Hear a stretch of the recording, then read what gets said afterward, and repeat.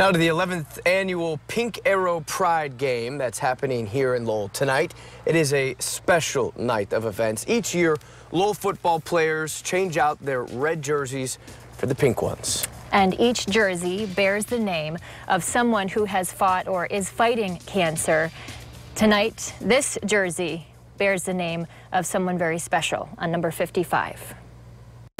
Betsy Davidson's back has felt broken since February. Found this big old cancer on my L3 vertebrae. When you walk in and you think maybe a slip disc, and then they tell you it's cancer.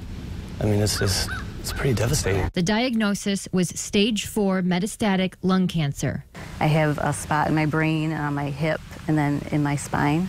After 2 major surgeries, Betsy and her husband Matt are focused on the fight, not the future. The unknown sometimes gives you hope, better hope than knowing what the prognosis could be. I don't like expiration dates or anything like that. Part of their hope comes from a new treatment, only recently available, which targets her specific type of cancer by boosting her immune system. Oh yeah, this is medicine is newly on the market, and it's definitely cutting edge. They're also finding hope through the Pink Arrow Pride and Lowell High School senior and varsity football player Chase Anderson. Oh, Chase. Okay, so Chase is my very best friend's nephew. I've known Betsy since I was younger. I was shocked when he asked me to be a part of the event with him, and it was pretty overwhelming. Chase asked Betsy if he could put her name on his jersey, and while her own back heals, he'll carry her on his. Nothing's about you that night, it's about everybody else in the community and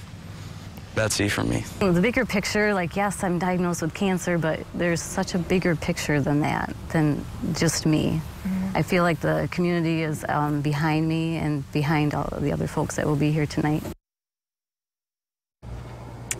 I know Betsy thinks it's going to be pretty overwhelming to see her name on this jersey on the field tonight. I can only imagine how overwhelming that would be to see that community support. She's very excited for it, though.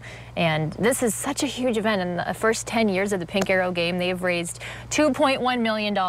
That money goes to several different places, Lowell Community Wellness and the Gilda's Club of Lowell. They say it's one of their biggest sources of fundraising every year. And that has such an impact on the people who need it. It all stays right here in Lowell. It's not just a football game. I mean, this is really an event. It's a community event. So along with the football game happening today, the Lowell soccer team and volleyball teams will be playing Pink Arrow games at 3:30 this afternoon here in the stadium. There's a community parade that'll start at 6 o'clock, and then, of course, the football game kicks off at 7 against the Rockford Rams. We will have highlights coming up for you tonight on the Football Frenzy. Tune in at 11 o'clock.